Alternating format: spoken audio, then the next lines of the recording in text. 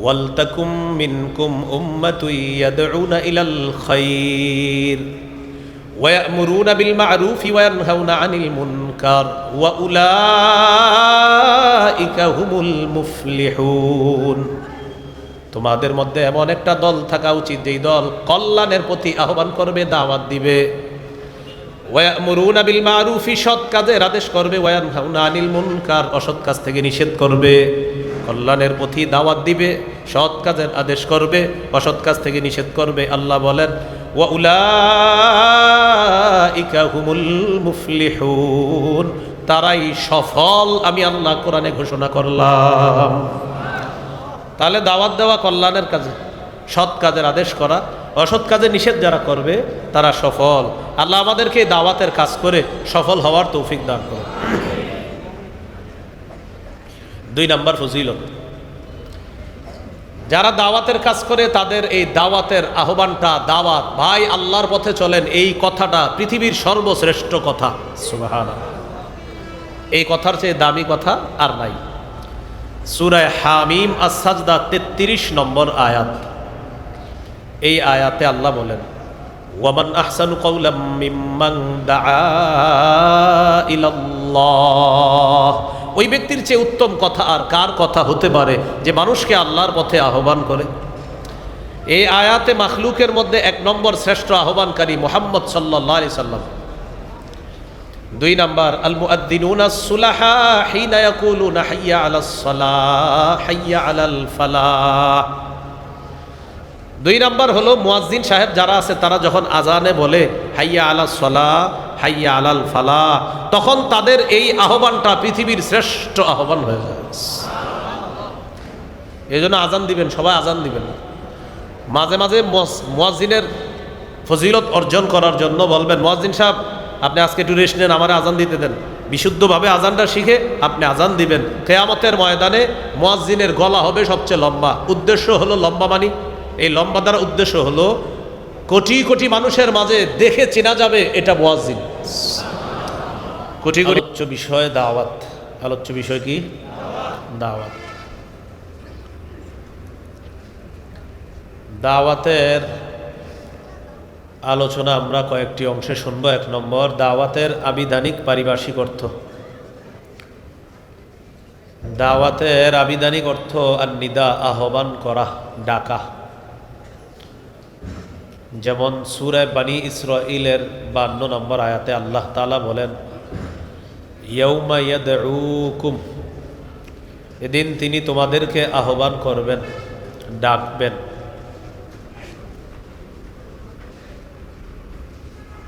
দাওয়াতের পারিভাষিক অর্থ শাইখুল ইসলাম ইবনে তাইমিয়া রহমতুল্লাহি আলাইহি বলেন আদ-দাওয়াতু ইলাল্লাহ হিয়া আদ-দাওয়াতু ইলাল ঈমানি বিহি ওয়া বিমা জাআত বিহি রুসুলুহু আলাইহিমুস সালাতু ওয়াস সালাম। আল্লাহর পথে আহ্বান করা, আল্লাহর দিকে দাওয়াত দেওয়া মানে হলো আল্লাহর বিশ্বাসের দিকে দাওয়াত দেওয়া, আল্লাহর রসুলগণ যা নিয়ে এসেছেন এই দিকে আহ্বান করা। এটা হলো দাওয়াতের পারিভাষিক অর্থ। শায়েখ খিজির রহমতুল্লাহি আলাইহি বলেন 4 জিনিসের নাম দাওয়াত। হাসসুন নাসি আলাল খাইরি ওয়াল হুদা ওয়াল আমরি বিল মা'রুফি ওয়ান নাহি আনিল মুনকার, মানুষকে কল্যাণের ব্যাপারে উৎসাহিত করা, হেদায়েতের প্রতি উৎসাহিত করা, উদ্বুদ্ধ করা, সৎ কাজের আদেশের প্রতি উদ্বুদ্ধ করা, অসৎ কাজের নিষেধের প্রতি উদ্বুদ্ধ করার নাম হলো দাওয়াত।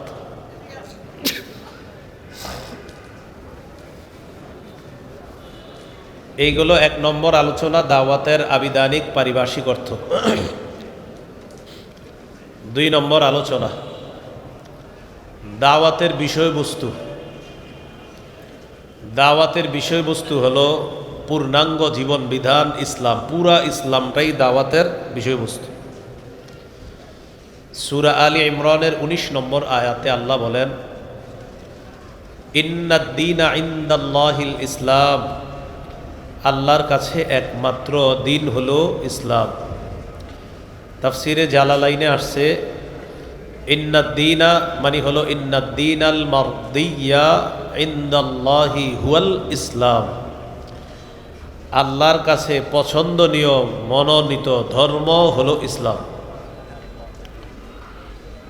সূরা আলী ইমরানের 85 নম্বর আয়াতে আল্লাহ তাআলা বলেন,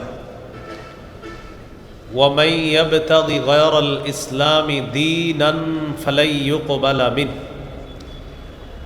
যে ব্যক্তি ইসলাম ছাড়া অন্য কোনো কিছুকে দিন হিসাবে কামনা করবে, ফালাই ইউকবাল মিন, এটা তার থেকে গ্রহণ করা হবে না।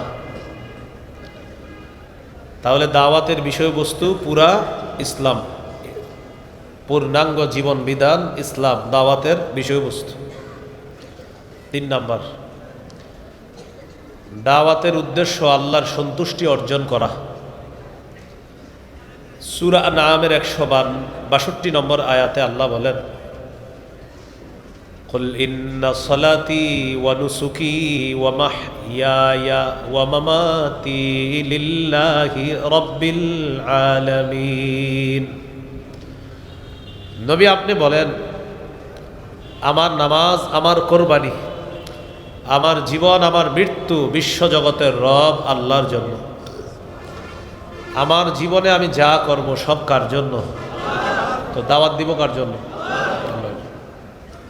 তাহলে দাওয়াত মানে আল্লাহর সন্তুষ্টি অর্জন করা, এটা উদ্দেশ্য দাওয়াতের। নাসাইর হাদিস 3140 নম্বর হাদিস। এই হাদিসের মধ্যে আছে, قال رسول الله صلى الله عليه وسلم إن الله لا يقبل من العمل إلا ما كان له خالصا। আল্লাহ তাআলা ততক্ষণ বান্দার আমল কবুল করেন না যতক্ষণ এই আমল ইখলাসের সাথে না হবে, ততক্ষণ এই আমল আল্লাহ কবুল করেন না। তাহলে দাওয়াতের উদ্দেশ্য আল্লাহর সন্তুষ্টি অর্জন করা। 4 নাম্বার আলোচনা, দাওয়াতের গুরুত্ব। দাওয়াতের গুরুত্ব বোঝার জন্য এতটুকুই যথেষ্ট, আল্লাহ নিজেই দাওয়াত দেন। আল্লাহ তাআলা বলেন, ওয়াল্লাহু ইয়াদউ ইলা দারিস সালাম। আল্লাহ শান্তির ঘরের দিকে আহ্বান করেন, দারুস সালামের দিকে আল্লাহ দাওয়াত দেন, শান্তির ঘরের দিকে আল্লাহ দাওয়াত দেন, শান্তির বাড়ির দিকে আল্লাহ দাওয়াত দেন। অন্য আয়াতে আছে ওয়াল্লাহু ইয়াদউ ইলাল, ভাই আওয়াজ আগেরটাই ঠিক আছে, বাড়ায়েন না, ওই মাইক ম্যান আওয়াজ বাড়ায়েন না। ওয়াল্লাহু ইয়াদউ ইলাল জান্নাতি ওয়াল মাগফিরাহ। আল্লাহ জান্নাতের দিকে আহ্বান করেন, ক্ষমার দিকে আহ্বান করেন, ক্ষমার দিকে ডাকেন। আল্লাহ ডাকেন জান্নাতের দিকে, আল্লাহ ডাকেন ক্ষমার দিকে।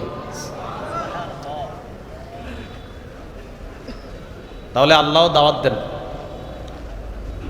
আল্লাহ তাআলা সূরা নিসার 136 নম্বর আয়াতে বলেন, ইয়া আইয়ুহাল্লাযীনা আমানু আমিনু বিল্লাহ آمنوا بالله ورسوله والكتاب الذي نزل على رسوله والكتاب الذي أنزل من قبل।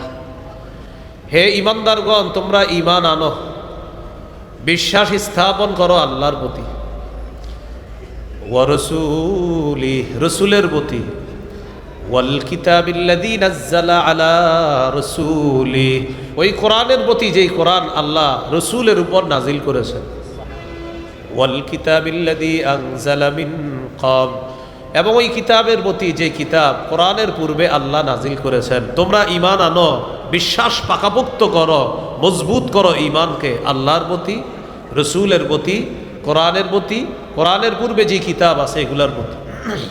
এরপরে আল্লাহ বলেন, وَمَن يَكْفُرْ بِاللَّهِ وَمَلَائِكَتِهِ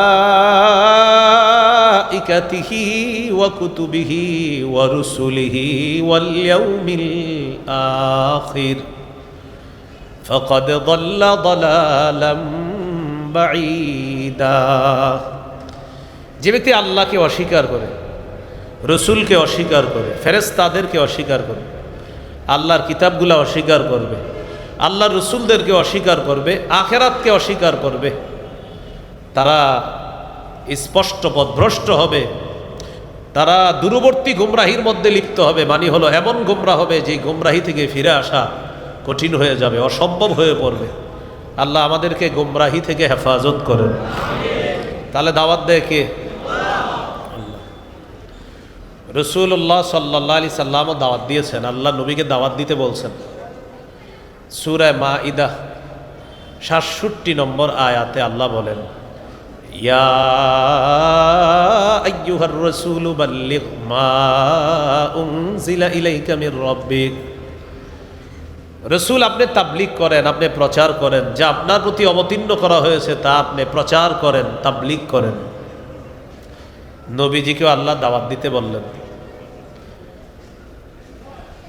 নবীজি গোপনে দাওয়াত দেওয়া শুরু করলেন। দাওয়াত দেওয়ার পর সূরা শুআরা 214 নম্বর আয়াত আল্লাহ যখন নাজিল করে প্রকাশ্যে দাওয়াতের কথা বললেন, আল্লাহ বলেন, ওয়াআনযির আশীরাতাকাল আকরাবিন। আপনি আপনার নিকটাত্মীয়দেরকে ভয় দেখান, সতর্ক করেন। সহিহ বুখারীর বর্ণনা 4770 নম্বর হাদিস, সূরাতুশ শুআরার 214 নম্বর আয়াত আল্লাহ যখন নাজিল করে প্রকাশ্যে দাওয়াত দিতে বললেন, সাইদা রাসূলুল্লাহ সাল্লাল্লাহু আলাইহি ওয়াসাল্লাম আলাস সাফা। রাসূলুল্লাহ সাল্লাল্লাহু আলাইহি সাল্লাম সাফা পাহাড়ের উপর উঠলেন। পাহাড়ের উপর ওঠার পর ফাজাআলা ইউনাদি, ডাকতে লাগলেন, ইয়া বানি ফিহরিন ইয়া বানি আদি, ও বনু ফিহির, ও বনু আদি, বনু ফিহির বনু আদি, তাদেরকে ডাকতে লাগলেন। তো বনু ফিহির আর বনু আদি তাদের নাম ধরে ধরে ডাকতে লাগলেন। লিবুতুনি কুরাইশ, কুরাইশের বিভিন্ন এলাকার নাম ধরে ধরে ডাকতে লাগলেন। ফাজাআ আবু লাহাবিন ওয়া কুরাইশ, আবু লাহাব এবং কুরাইশ তারা আসলো দলে দলে। ফাজাআলা আর-রাজুলু ইযা লাম ইয়াস্তাতি আন ইয়াখরুজা আরসালা রাসূলান লিয়ানজুরা মা হুয়া।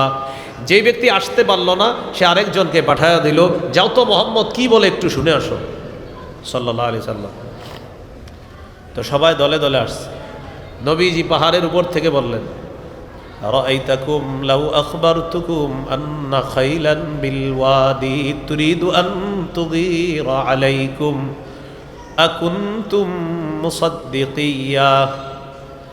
আমি যদি তোমাদেরকে বলি এই পাহাড়ের পিছনে একদল শত্রু সেনা অপেক্ষা করছে যারা তোমাদের উপর অতর্কিত হামলা চালাবে, তোমরা কি আমার কথা বিশ্বাস করবা? এটা বুখারীর 4770 নম্বর হাদিসের বর্ণনা। 4972 নম্বর হাদিসে আছে, عن عبد الله بن عباس رضي الله تعالى عنهما أن النبي صلى الله عليه وسلم خرج إلى البطحاء فصعد إلى جبل। রাসূলুল্লাহ সাল্লাল্লাহু আলাইহি সাল্লাম বতহা নামক এলাকায় গেলেন, পাহাড়ের উপর উঠলেন। উঠার পর বললেন, ইয়া সাবাহা, কে কোথায় আছো, আসো, কথা আছে। ফাজতামাত ইলাইহি কুরাইশ, কুরাইশরা দলে দলে নবীর আহ্বানে সাড়া দিয়ে পাহাড়ের সামনে এসে উপস্থিত হয়েছে। নবীজি পাহাড়ের উপর থেকে বললেন, আরাআইতুম ইন হাদ্দাসতুকুম আন্নাল আদুওয়া মুসাব্বিহুকুম আও মুমাসসিকুম মা কুনতুম তুসাদ্দিকুনি। আমি যদি তোমাদেরকে বলি একদল শত্রু সেনা যারা তোমাদের উপর সন্ধ্যায় অথবা সকালে তোমাদের উপর হামলা চালাইতে পারে, আমার কথা কি তোমরা বিশ্বাস করবা? আগের বর্ণনায় বলছে পাহাড়ের পিছনে একদল শত্রু সেনা, এটা হলো একদল শত্রু সেনা যারা সকাল সন্ধ্যা, সকালে বা সন্ধ্যায় তোমাদের উপর হামলা চালাইতে পারে, আমার কথা কি বিশ্বাস করবা? সবাই এক বাক্যে জবাব দিল, ক্বালু না'আম মা জাররাবনা আলাইকা ইল্লা সিদকা। অবশ্যই আমরা বিশ্বাস করব, আমরা যাচাই বাছাই করে দেখেছি, তুমি কখনো সত্য ছাড়া মিথ্যা বলো না, তুমি জীবনে যা বলো সব সত্য কথা। তো এই কথা বলার পর রাসূল সাল্লাল্লাহু আলাইহি সাল্লাম বললেন, যেহেতু আমি সব সত্য কথা বলি, তাহলে শোনো, ফাইন্নী নাযীরুল লাকুম বাইনা ইয়াদাই আযাবিন শাদীদ। আমি তোমাদেরকে কঠিন আযাবের ভয় দেখাই। আল্লাহকে আল্লাহ মানো, যদি না মানো তোমাদের উপর কঠিন আযাব আসবে। আমার কথা মেনে নাও, যদি না মানো তোমাদের উপর কঠিন আযাব আসবে, সে আযাব কঠিন হবে। আল্লাহকে আল্লাহ মেনে নাও, যদি না মানো তাহলে কঠিন আযাব তোমাদেরকে পাকড়াও করবে। এই কথা বলার পর আবু লাহাব বলল, তাব্বান লাকা সাইরাল ইয়াউম আলিহাদা জামাআতানা। মুহাম্মদ, তুমি আমাদেরকে এই কারণে ডাকছো, তোমার পুরাটা দিন ধ্বংস হোক। নাউযুবিল্লাহ। তখন আল্লাহ তাআলা আয়াত নাজিল করলেন, তাব্বাত ইয়াদা আবি লাহাবি ওয়া তাব। আমার নবী ধ্বংস হবে না, আবু লাহাবের দুই হাত ধ্বংস, সে নিজেও ধ্বংস। বলি নাউযুবিল্লাহ। প্রকাশ্যে দাওয়াত দেওয়া শুরু করলেন। সহিহ বুখারীর বর্ণনা 2753 নম্বর হাদিস, 2753। ক্বালা রাসূলুল্লাহ সাল্লাল্লাহু আলাইহি ওয়াসাল্লাম, ইশতারু আনফুসাকুম। হে কুরাইশ সম্প্রদায়, তোমরা নিজেদেরকে আগুন থেকে বাঁচাও। ফাইন্নী লা উগনি আনকুম মিনাল্লাহি শাইআ। আল্লাহর আযাবের মোকাবেলায় আমি তোমাদের কোনো উপকার করতে পারবো না। ওয়া বানি আব্দি মানাফ ও বনু আব্দি মানাফ, আগুন থেকে নিজেদেরকে বাঁচাও। ফাইন্নী লা উগনি আনকুম মিনাল্লাহি শাইআ। আল্লাহর আযাবের মোকাবেলায় আমি তোমাদের কোনো উপকার করতে পারবো না। এরপর বললেন, ইয়া আব্বাস ইবনে আব্দুল মুত্তালিব, ও নবীর চাচা আব্বাস, মানে নিজের চাচাকে ডেকে বললেন, আপনি আমার চাচা, নিজেকে আগুন থেকে বাঁচান। ফাইন্নী লা উগনি আনকা মিনাল্লাহি শাইআ। আমি আপনাকে আল্লাহর আযাবের মোকাবেলায় কোনো উপকার করতে পারবো না। ইয়া সফিয়াতা আম্মাতা রাসূলিল্লাহি সাল্লাল্লাহু আলাইহি ওয়াসাল্লাম, ও আমার ফুফু সফিয়া, আপনি আমার ফুফু, আমি আপনার ভাতিজা, আগুন থেকে নিজেকে বাঁচান। আমি কিন্তু আল্লাহর আযাবের মোকাবেলায় আপনার কোনো উপকার করতে পারবো না। নিজের কলিজার টুকরা ফাতেমা রাদিয়াল্লাহু তাআলা আনহাকে ডেকে বললেন, ইয়া ফাতিমা বিনতা মুহাম্মাদিন সাল্লাল্লাহু আলাইহি ওয়াসাল্লাম, ও মুহাম্মদের মেয়ে ফাতেমা সাল্লাল্লাহু আলাইহি ওয়াসাল্লাম, আনকিদি নাফসাকি মিনান নার, আগুন থেকে নিজেকে বাঁচাও। ফাইন্নী লা উগনি আনকি মিনাল্লাহি শাইআ। আল্লাহর আযাবের মোকাবেলায় আমি তোমার কোনো উপকার করতে পারবো না, বাঁচাও। প্রকাশ্যে দাওয়াত শুরু করে দিলেন। তাহলে আমাদের নবীও দাওয়াত দিছে, মনে আসেনি? 3 নাম্বার আলোচনা চলতেছে, দাওয়াতের গুরুত্ব। আল্লাহ দাওয়াত দিয়েছে, আমাদেরকে দাওয়াত দেন, ডাকেন, আহ্বান করেন জান্নাতের দিকে। নবীও দাওয়াত দেন। ওলামায়ে কেরাম আপনাদের সামনে কথা বলে, আমার আগে হযরত মাওলানা মুফতি হাসান জামিল সাহেব হুজুর কথা বলছে, কত সুন্দর সুন্দর কথা। 4 শ্রেণী মানুষ কি সুন্দর করে ব্যাখ্যা দিলেন। এই যে কথাগুলো বললেন, এটাও দাওয়াত। قال رسول الله صلى الله عليه وسلم مثل الذي يتعلم العلم ثم لا يحدث به كمثل الذي يكنز الكنز ثم لا ينفق منه। কোন ব্যক্তি যদি ইলম অর্জন করে, করার পর যদি ইলম প্রচার না করে, দাওয়াতের কাজ যদি না করে, প্রচার প্রসারের কাজ, তাবলীগের কাজ যদি না করে, সে ওই ব্যক্তির মতো হয়ে যাবে যে ব্যক্তি টাকা সঞ্চয় করলো কিন্তু খরচ করে না। এক ব্যক্তি টাকা সঞ্চয় করে, জমা করে, খরচ করে না। নবী বলেন, কোন আলেম এলেম শিক্ষা করার পর এটা যদি বিতরণ না করে, সে আলেম ওই ব্যক্তির মতো যে টাকা পয়সা সঞ্চয় করে কিন্তু খরচ করে না। তো উলামায়ে কেরামের দায়িত্ব, তারা যা জানে এটা অন্যকে জানায় দিতে হবে। এখান থেকেও বুঝে আসে তাবলীগের, দাওয়াতের কতটা গুরুত্ব। আল্লাহ আমাদেরকে গুরুত্ব বুঝে দাওয়াতের কাজ করার তৌফিক দান করেন। এগুলো 4 নাম্বার কথা। 1 নাম্বার আবিধানিক পারিভাষিক অর্থ, 2 নাম্বার বিষয়বস্তু, 3 নাম্বার গেল উদ্দেশ্য, 4 নাম্বার গেল দাওয়াতের গুরুত্ব, 5 নাম্বার দাওয়াতের পদ্ধতি। বলেন দাওয়াতের কি গুরুত্বপূর্ণ আলোচনা। 1 নাম্বার পদ্ধতি, কৌশলে দাওয়াত দেওয়া। প্রিয় ভাইয়েরা, কিভাবে দাওয়াত দেওয়া? সূরা নাহল 125 নম্বর আয়াত, 14 পারা 20 নম্বর পৃষ্ঠা আল্লাহ বলেন, উদউ ইলা সাবিলি রাব্বিকা বিল হিকমাতি ওয়াল মাউইযাতিল হাসানাহ ওয়াজাদিলহুম বিল্লাতী হিয়া আহসান। নবী, আপনি আপনার রবের রাস্তায় দাওয়াত দেন কৌশলের সাথে, উত্তম ওয়াজের মাধ্যমে আপনি দাওয়াত দেন। ওয়াজাদিলহুম বিল্লাতী হিয়া আহসান। আপনি বাতিলদের সাথে উত্তম পন্থায় মোকাবেলা করেন। তাহলে কৌশলে দাওয়াত দেওয়া, বলেন কিভাবে দাওয়াত দেওয়া? 2 নম্বর, নরম ভাষায় দাওয়াত দেওয়া। নরম ভাষায়, ভাই আসেন আসেন নামাজে আসেন। এই মেয়ে এত বেডের করবেন না জানতো, তা আবার বলবেন ভাই আসেন না, 10 মিনিট পরে আসেন, যান 10 মিনিট পরে আবার যাবেন, ভাই চলেন। এখন ব্যস্ত আছি, 1 ঘন্টা পরে আসেন, 1 ঘন্টা পরে গিয়ে বলবেন ভাই পায়ে পড়ি, চলেন না নামাজ। এইভাবে নরম ভাষায় দাওয়াত দিতে হবে। আর ঘটনাচক্রে যদি আপনার দাওয়াতে ওই লোকটা নামাজি হয়েই যায়, এটাই আপনার নাজাতের জন্য যথেষ্ট হয়ে যেতে পারে। নরম ভাষায় দাওয়াত দেওয়া। সূরা তাহা 42, 43, 44 নম্বর আয়াতে আল্লাহ বলেন, ইযহাব আনতা ওয়া আখুকা বিআয়াতি ওয়া লা তানিয়া ফি যিকরি। মুসা নবীকে আল্লাহ বলেন, আপনি এবং আপনার ভাই আমার আয়াতগুলা নিয়ে যান।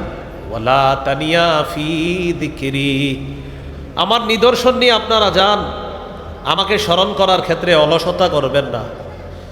ইযহাবা ইলা ফিরআউনা ইন্নাহু তাগা, আপনারা 2 জন ফেরাউনের কাছে যান। ফেরাউন নাফরমানি করেছে, সীমা লঙ্ঘন করেছে। ফাকুলা লাহু কাওলাল লাইয়িনাল লাআল্লাহু ইয়াতাযাক্কারু আও ইয়াখশা, আপনারা 2 জন ফেরাউনের সাথে নরম ভাষায় কথা বলবেন, নরম ভাষায় দাওয়াত দিবেন। হয়তো ফেরাউন উপদেশ গ্রহণ করবে, না হয় ভয় করবে। বলেন তো কোন ভাষায় কথা বলতে বলছে আল্লাহ? তাহলে দাওয়াতের 2 নম্বর পদ্ধতি নরম ভাষায় দাওয়াত দেওয়া। 3 নম্বর কথা, বলেন কর্কশ ভাষী না হওয়া। বলেন সবাই বলেন, কি ভাষী না হওয়া? কর্কশ ভাষী না হওয়া। এখন মনে করেন আমি দাওয়াতের কাজ করতে গিয়ে বললাম, ওলামায়ে কেরাম যদি আমাদের কথা সোজাভাবে মানে ভালো কথা, না মানলে কেমনে মানান যায় আমরা জানি। এটা কি কোনো কথা হইল? মনে করেন কেউ বলল যে আমরা তাদেরকে বলেছি, তারা যদি মানে ভালো কথা, না মানলে কিভাবে মানাবো এই নিয়ম আমগো জানাস। তো এটা কি সুন্দর দাওয়াতের ভাষা হলো? এটা দাওয়াতের ভাষা না। কর্কশ ভাষী না হওয়া, কঠিন হৃদয়ের অধিকারী না হওয়া। সূরা আলী ইমরানের 159 নম্বর আয়াতে আল্লাহ বলেন, ওয়ালাউ কুনতা ফাজ্জান গালিজাল কলবি লানফাদ্দু মিন হাওলিক, নবী আপনি যদি কর্কশ ভাষী হতেন আর কঠিন হৃদয়ের অধিকারী হতেন, লানফাদ্দু মিন হাওলিক, সাহাবীগণ আপনার আশেপাশ থেকে সবাই চলে যাইতো যদি আপনি কর্কশ ভাষী হতেন আর কঠিন হৃদয়ের অধিকারী হতেন। তাহলে কর্কশ ভাষী হওয়া যাবে না। যিনি দাওয়াত দিবে, দায়ী হবে দাওয়াতের কাজ যিনি করবে, তিনি কর্কশ ভাষী হওয়া যাবে না। এখন গুরুত্বপূর্ণ একটা অংশ,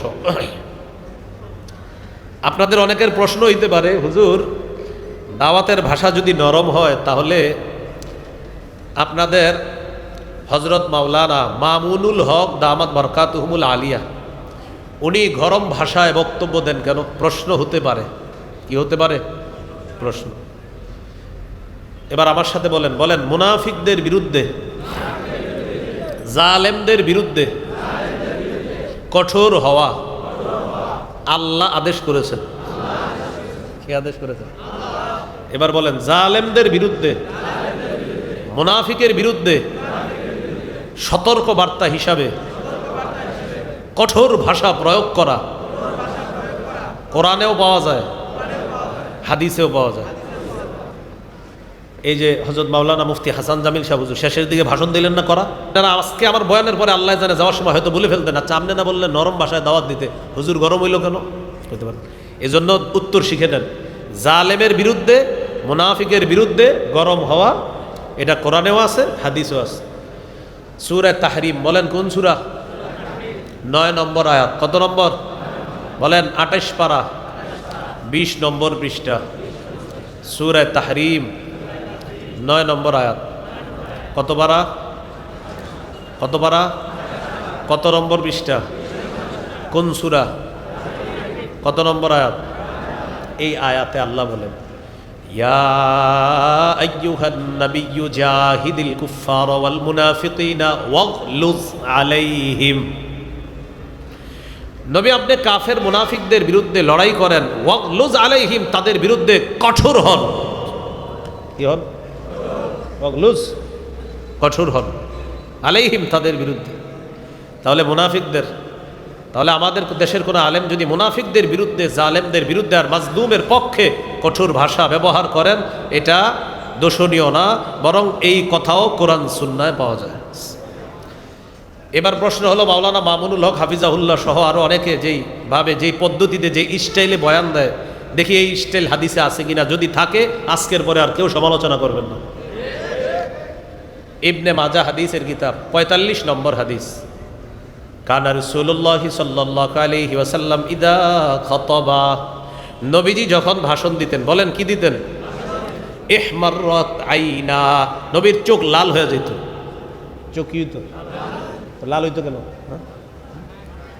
ওয়া আলা সাউতুহু, নবীর আওয়াজ উঁচু হয়ে যেত। কি হইতো? তাহলে মিলান, চোখ, আওয়াজ। ওয়াশতাদ্দা গদাবুহু, প্রচুর রাগ হয়ে যাইতেন। কি হইতেন?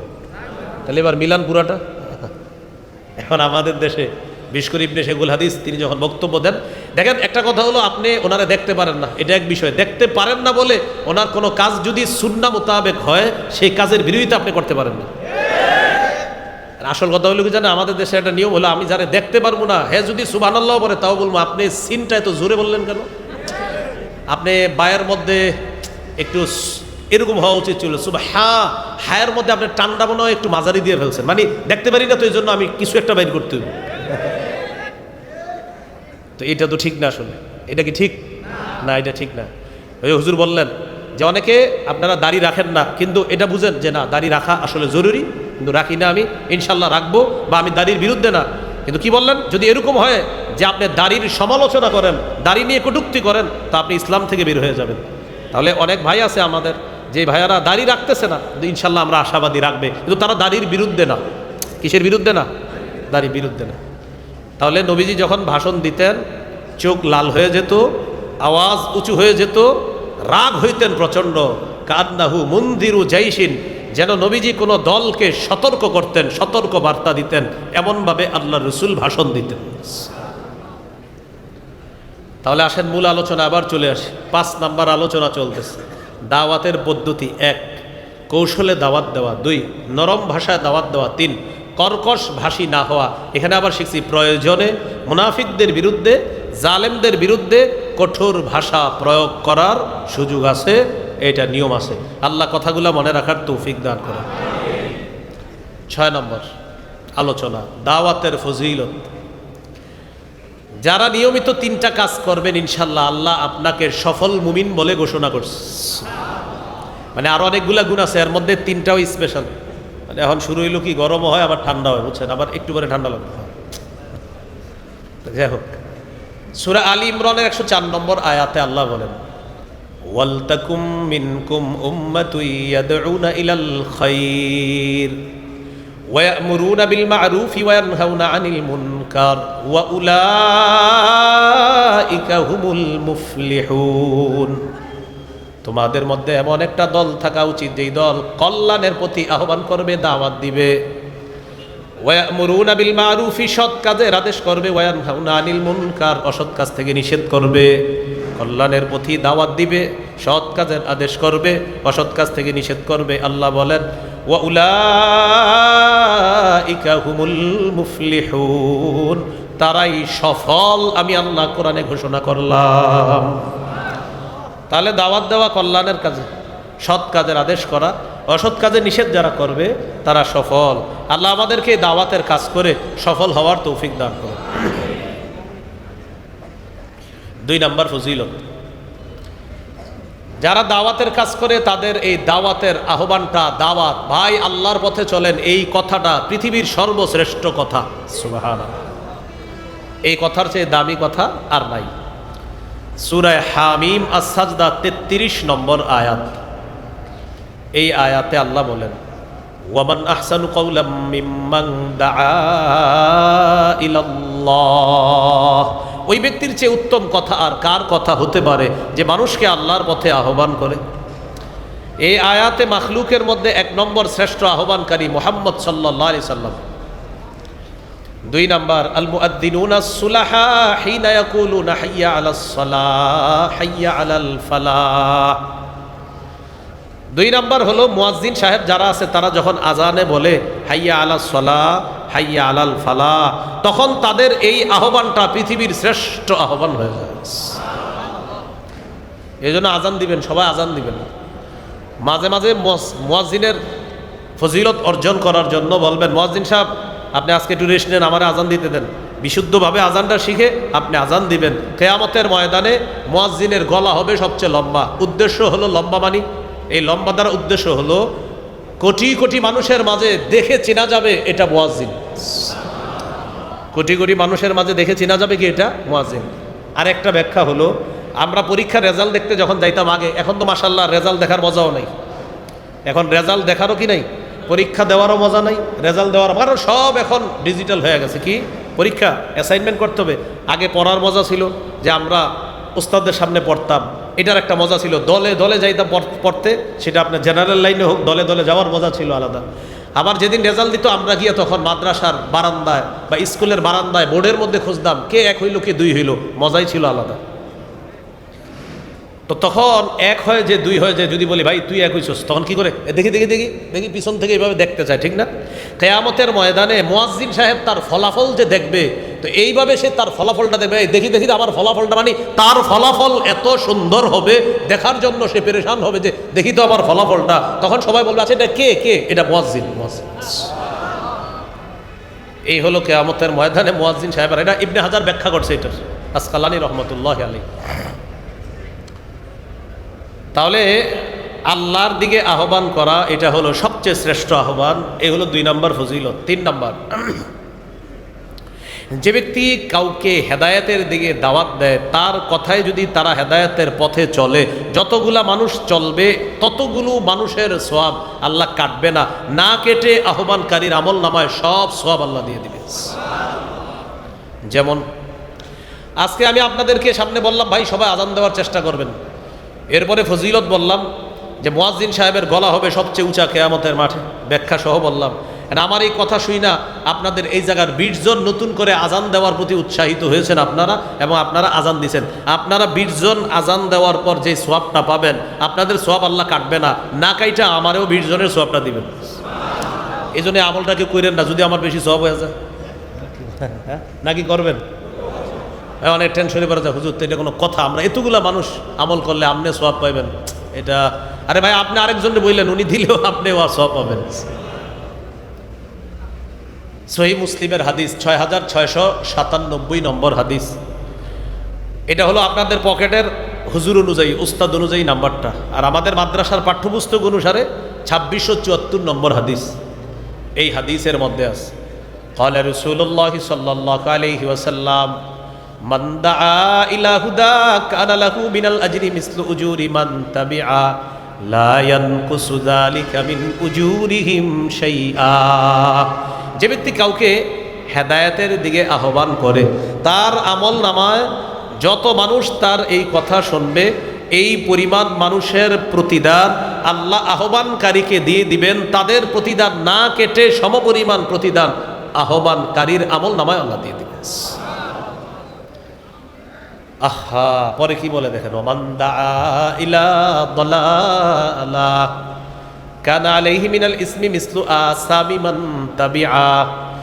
কেউ যদি কাউকে পথভ্রষ্টতার দিকে আহ্বান করে, যতজন মানুষ পথভ্রষ্ট হবে ওই মানুষগুলার গুনাহ তো হবে, ওই পরিমাণ গুনাহ আপনিও পাবেন। এখন চিন্তা করেন, যারা সিনেমা হল বানায় বা কোনো গুনাহের সূচনা করে বড় বড় গুনাহের সূচনা করে দিছে, বাস এই গুনাহ মানে তার ইনভেস্ট হলো গুনাহ, মানে আপনারা গুনাহ করবেন, এটা হলো তার টাকা কামাই, মানে গুনাহ কইরা টাকা কামাই করা। আর হজে যায় প্রতি বছর আর বলে এটা আমার 44তম হজ, এটা আমার 43তম, এটা আমার 32তম, না 32 না, আপনি 32,000তম করেন। আবিষ্কার করছে কিসের? গুনাহ পাপের।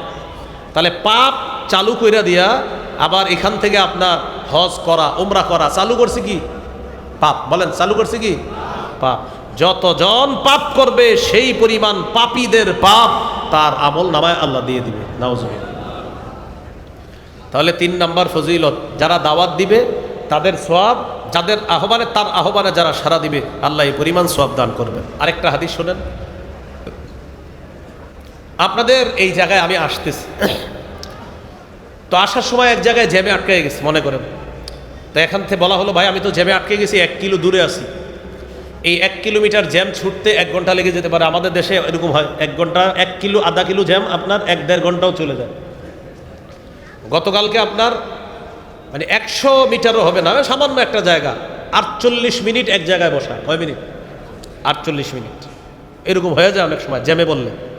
তাই বললাম আমি তো জ্যামে পড়ছি, একটা মোটর সাইকেল নিয়ে আসেন, টান দিয়ে নিয়ে যান, তাহলে বাকি আমারে কিন্তু কখনো মোটর সাইকেল উঠানোর চেষ্টা করেন, আমি স্বপ্নেও মোটর সাইকেল উঠতে চাই না। এটা এমনি বললাম উদাহরণ, কীভাবেও না, স্বপ্নেও না, বাস্তবে তো নাই, স্বপ্নেও না। হ্যাঁ, তো আমি বললাম যে একটা মোটর সাইকেল নিয়ে আসেন, টান দিয়ে নিয়ে যান। আমার আম্মার নিষেধ আছে, এই জন্য আম্মার নিষেধ, এক তো নিষেধ আছে, দ্বিতীয়ত আমি যে কোনো কারণে সাইকেল মোটর সাইকেল কঠিন ভয় পাই। হ্যাঁ, তো আপনারা কেউ মোটর সাইকেল দিয়ে আনতে গেলেন, আনতে যাওয়ার পর যিনি মোটর সাইকেল দিবে তার কাছে মোটর সাইকেল নাই, আমি ফোন দিছি আপনি মোটর সাইকেল নেন, হুজুর আমার তো মোটর সাইকেল নাই, তাহলে যার আছে তাকে পাঠিয়ে দেন। তো উনি কি করলেন, নিজে মোটর সাইকেল দিতে পারে নাই, এমনি একজনের কাছে পাঠাইছে, ভাই তুমি একটু মোটর সাইকেলটা নিয়ে যাও, হুজুরে দেখো আনা যায় কিনা। তাহলে এক ব্যক্তি মোটর সাইকেল নিজে দিতে পারে নাই, আরেকজনকে শুধু বলছে তার মোটর সাইকেলটা নিয়ে যাও। তাহলে একজনে দিতে পারে নাই, রাস্তা দেখায় দিছে তার কাছে যাও, সে হয়তো দিতে পারবে, বাস্তবিকই সে দিল। দেওয়ার পর যে আলেম আসবে তাকে আনলেন, আনার পর তিনি বয়ান করলেন। এই যে সবগুলা এর মাঝে হয়ে গেল, প্রথমে রাস্তাটা যিনি দেখায় দিলেন আল্লাহ তাকেও সব দান করলেন। আবু দাউদের হাদিস। নবীজির কাছে আপনারা ভাবছেন যে হুজুর এটা কোনো কথা? হ্যাঁ, ওই যুগের বাহন এই যুগের মোটর সাইকেল, ওই যুগের ঘোড়া এই যুগে মোটর সাইকেল। হ্যাঁ, রাসূলুল্লাহ সাল্লাল্লাহু আলাইহি সাল্লামের কাছে এক সাহাবী গেলেন, যাওয়ার পরে বললেন ইয়া রাসূলুল্লাহ ইন্নী উবদিআ ফাহমিলনি, আমার বাহন নাই, আমাকে একটা বাহনের ব্যবস্থা করে দেন। রাসূলুল্লাহ সাল্লাল্লাহু আলাইহি সাল্লাম বললেন লা আজিদু মা আহমিলুকা আলাইহি, তোমাকে দেওয়ার মতো কোনো বাহন আমার কাছে নাই, তোমাকে দেওয়ার মতো বাহন আমার কাছে নাই। ওয়ালাকিন ইতি ফুলাদান ফালাল্লাহু আইয়াহমিলাকা, অমুকের কাছে যাও, সে তোমাকে বাহনের ব্যবস্থা করে দিবে। তিনি গেলেন তার কাছে, যাওয়ার পর তিনি তাকে বাহনের ব্যবস্থা করে দিলেন, তিনি বাহন নিয়ে আসলেন। আসার পর বললেন নবীজির কাছে যে আমাকে যার কাছে পাঠাইছেন তিনি আমাকে বাহন দিয়েছেন। فقال رسول الله صلى الله عليه وسلم من دل على خير, যে ব্যক্তি কল্যাণের রাস্তা দেখায় দেয়, ফালাহু আজরু ফাইলিহি, যিনি কল্যাণের রাস্তা দেখায় দিল, যাকে দেখালো সে কাজ করে যেই সওয়াবটা পাবে, যিনি রাস্তা দেখাইলেন আল্লাহ তাকে ওই কর্মকার যিনি কাজটা করলেন তার সওয়াবটা, রাস্তা দেখায় দিছে যে তাকে আল্লাহ দান করবেন। এ হলো দাওয়াতের ফজিলত। কি বললাম? আরেকজনকে ভালো কাজের রাস্তা দেখাবেন, এটা দাওয়াত। আর এই কাজ যারা করবে এই ফজিলত আল্লাহ আপনাকে দান করবেন। 4 নম্বর ফজিলত, একজন মানুষ যদি আল্লাহ আপনার দ্বারা হেদায়েত দান করে, আরবের লাল ওটের চাইতে আরো মহামূল্যবান জিনিস আল্লাহ আপনাকে দান করছে। সহিহ বুখারীর বর্ণনা, 4210 নম্বর হাদিস। এই হাদিসের বর্ণনাকারী সাহাল ইবনে সাদ আস-সাঈদী রাদিয়াল্লাহু তাআলা তিনি বলেন قال رسول الله صلى الله عليه وسلم يوم خيبر لأعطين الراية غدا رجلا يفتح الله على يديه يحب الله ورسوله ويحبه الله ورسوله। নবীজি বলেন আগামীকাল এমন এক ব্যক্তির হাতে আমি পতাকা দিব যাকে আল্লাহ তাআলা ভালোবাসেন, রসুলও ভালোবাসেন এবং ওই ব্যক্তিও আল্লাহ এবং তার রসুলকে ভালোবাসে। ইয়াফতাহুল্লাহু আলা ইয়াদাইহি, আল্লাহ তার হাতে খায়বারের বিজয় দান করবেন। এক ব্যক্তিকে পতাকা দিব যে আল্লাহকে রসুলকে ভালোবাসে, আল্লাহ এবং তার রসুলও তাকে ভালোবাসে, আর তার হাতে আল্লাহ খায়বারের বিজয় দান করবেন। সাহাবায়ে কেরাম পতাকা পাওয়ার আশায় রাতে এই জলবনায় কাটায়া দিছে। ফাবাতান নাসু ইয়াদুকুনা লাইলাতাহুম আইয়ুহুম ইউতাহা, কাকে পতাকা দেওয়া হবে এই জল্পনায় রাত কাটায়া দিছে সাহাবায়ে কেরাম। রাত কাটায়া দিল সাহাবায়ে কেরাম, কারে পতাকা দিবে এই জল্পনায় রাত কাটিয়ে দিছে। রাত কাটানোর পর ফালাম্মা আসবাহান নাস গাদাউ আলা রাসূলিল্লাহি সাল্লাল্লাহু আলাইহি ওয়াসাল্লাম, যখন সকাল হলো তখন সাহাবায়ে কেরাম নবীর কাছে আসলেন। আসার পর রাসূলুল্লাহ সাল্লাল্লাহু আলাইহি সাল্লাম বললেন, আইনা আলী ইবনু আবি তালেব, আলী কোথায়? সাহাবীরা জবাব দিলেন, হুয়া ইয়াশতাকি আইনাইহি ইয়া রাসূলুল্লাহ। হুজুর, হযরত আলীর চোখে সমস্যা। আলীর চোখে কি সমস্যা, এই জন্য আসে নাই। রাসূলুল্লাহ সাল্লাল্লাহু আলাইহি সাল্লাম বললেন, লোক পাঠাও, আলীকে বলো আসতে আমার কাছে। আলী রাদিয়াল্লাহু তাআলা আনহু আসলেন। আসার পর রাসূলুল্লাহ সাল্লাল্লাহু আলাইহি সাল্লাম কি করলেন? ফাবাসাকা ফি আইনাই, হযরত আলীর দুই চোখের মধ্যে থুতু মুবারক লাগায় দিলেন। ওয়াদাআলা, হযরত আলীর জন্য দোয়া করলেন।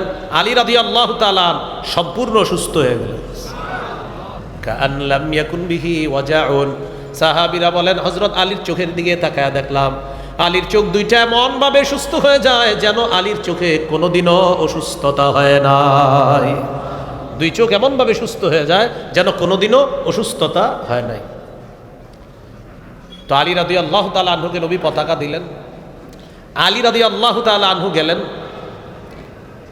নবীর কাছে অনুমতি চাইলেন, হুজুর উকাতিলুন নাস হাত্তা ইয়াকুনু মিসলানা, আমি লড়াই করব কতক্ষণ? যতক্ষণ তারা আমাদের মতো মুসলিম না হবে ততক্ষণ।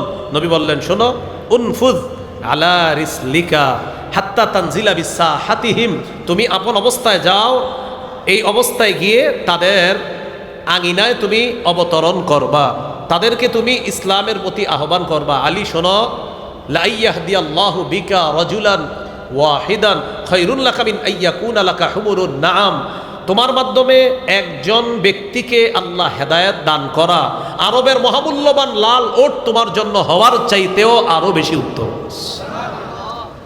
এই হলো 4 নাম্বার ফজিলত। দাওয়াতের ফজিলত নাম্বার 5, যে ব্যক্তি দাওয়াত দিবে, নবীর কথাগুলা যে পৌঁছায়া দিবে, সাথে সাথে ওই ব্যক্তি আল্লাহর নবীর একটা দোয়া পেয়ে যাবে। আমি আজকে যতগুলো আয়াত আর হাদিস বললাম, আমার ইয়াকিন, আমার বিশ্বাস এবং আমি আল্লাহর কাছে আশাবাদী, আল্লাহ আমাকে প্রতিটা আয়াত আর হাদিস বলাতে আমার নবীর দোয়ার অংশীদার আমাকে বানাইছে। তিরমিজির হাদিস 2657 নম্বর হাদিস, 2657। قال رسول الله صلى الله عليه وسلم نضر الله امرأ سمع منا فبلغه كما سمع, ওই ব্যক্তিকে আল্লাহ উজ্জ্বল করুক, আলোকময় বানায়া দেখ, যেই ব্যক্তি আমার কথা শুনলো, জানলো আর অন্যের কাছে যেভাবে শুনেছে জেনেছে পৌঁছায়া দিল, আল্লাহ যেন তাকে উজ্জ্বল করে দেয়, আল্লাহ যেন তাকে আলোকিত করে দেয়। এগুলো 5 নাম্বার ফজিলত। তাহলে 6টা কথা শিখলাম। কয়টা বলেন তো? 6টা। 6 নাম্বার আলোচনা চলতেছিল দাওয়াতের ফজিলত। 7 নাম্বার আলোচনা দাওয়াত না দেওয়ার পরিণতি। আপনাদের এই এলাকায় একটা অপকর্ম শুরু হয়েছে, আপনারা এই অপকর্মটা বাধা দিতে সক্ষম ছিলেন, ওলামায়ে হযরত সবাই মিলে বাধা দিতে সক্ষম ছিলেন, কিন্তু বাধা দেন নাই, সক্ষমতা থাকা সত্ত্বেও বাধা দেন নাই। নবী বলেন, তাদেরকে জানায় দাও কিয়ামতের আগে, মরণের আগে তাদেরকে আল্লাহ গজব দিবে, গজব। যারা সক্ষমতা থাকা সত্ত্বেও হারাম কাজে বাধা দেয় নাই, আল্লাহ তাদেরকে কঠিন আযাব দিবে মরার আগে, এটা জানায় দাও।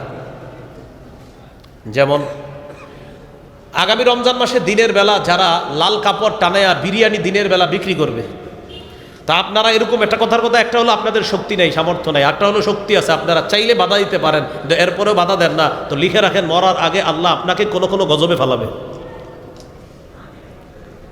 হ্যাঁ, রমজান মাসে বিরিয়ানি বেছে না অনেকে, লাল কাপড় বিক্রি করে। এই জন্য আমাদের সমাজের একটা অবস্থা হলো, আমরা সৎ কাজের আদেশ অনেক বেশি করি, স্বার্থের কারণে অসৎ কাজের নিষেধ করি না। কিসের কারণে? স্বার্থ কাকে বলে? আমার একজনের সাথে ভালো সম্পর্ক, চিন্তা করলাম উনি মাহফিলে আমার পাশে বসা, আর ঘটনাচক্রে জানতে পারছি উনি সুদ খায়, তো চিন্তা করলাম আজকে সুদের ওয়াজটা করবো না, কারণ আমার পাশে যে বসা আমার মহব্বতের লোক, হ্যাঁ কি মনে করবে? স্বার্থের আঘাতটা কার? আমার মহব্বতের লোক। আমি যদি সুদের ওয়াজটা করি তাহলে উনি তো আমার সামনের দিকে আমার প্রতি খেল টেল রাখবে না। তো এই জন্য আপনার এই স্বার্থের যে একটা আঘাত, এই আঘাতের কারণে অসৎ কাজ থেকে বাধা দিচ্ছি না আমরা। কেন? যে আমার স্বার্থে লাগবে, যদি আমি বলি এটা কি হবে? 31শে ডিসেম্বর 31st নাইট, ওই রাতে বিভিন্ন বাসার ছাদে আপনার আতশবাজি ফুটাইলো, ইত্যাদি ফুটাইলো, তারা করলো। তো এই কাজগুলা যারা করলো, এখন বাড়ির মালিক যারা আছে তারা যদি সিদ্ধান্ত নিত যে আমরা আমাদের বাড়ির ছাদে কাউকে এগুলা করতে দিব না, রাতে ছাদ বন্ধ, যদি নিয়ত করতো।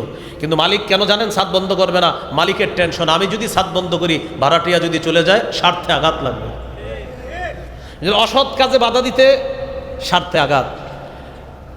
আপনার দোকান ভাড়া দিছেন, তো এই দোকান এটাতে বিরিয়ানি বিক্রি চলে বা এমন কিছু বিক্রি করে যেটা রমজান মাসে দিনের বেলা বিক্রি করা রমজানের পবিত্রতা নষ্ট করে।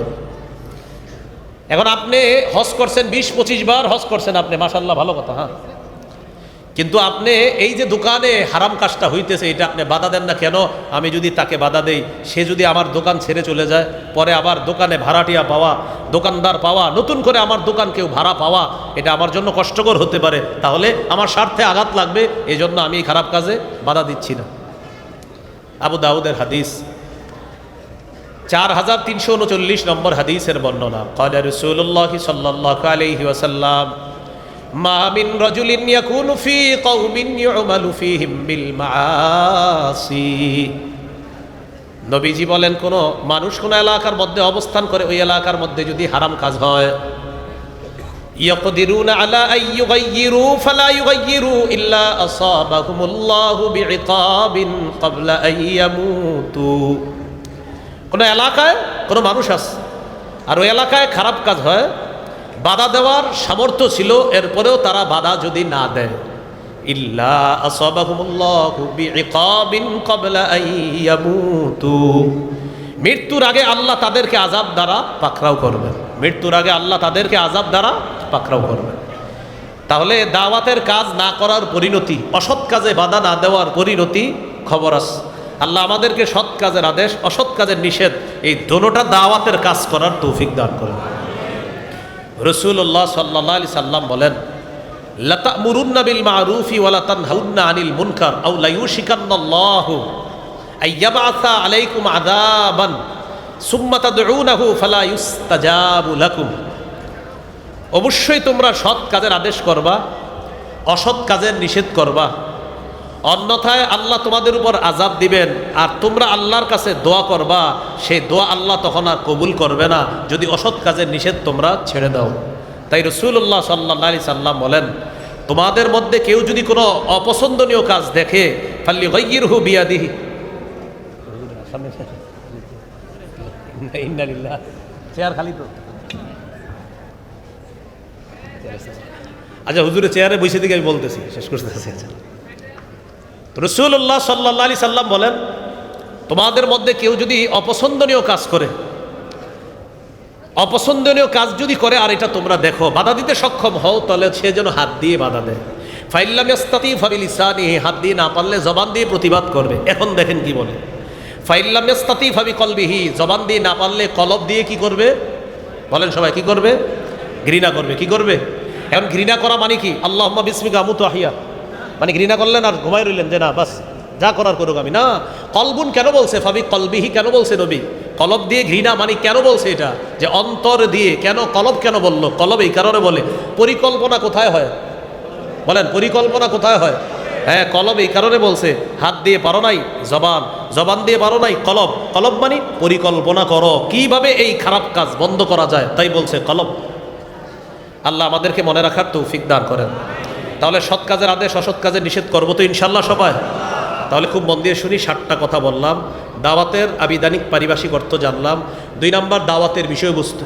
3 নাম্বার দাওয়াতের উদ্দেশ্য আল্লাহর সন্তুষ্টি অর্জন করা। 4 নাম্বার দাওয়াতের গুরুত্ব।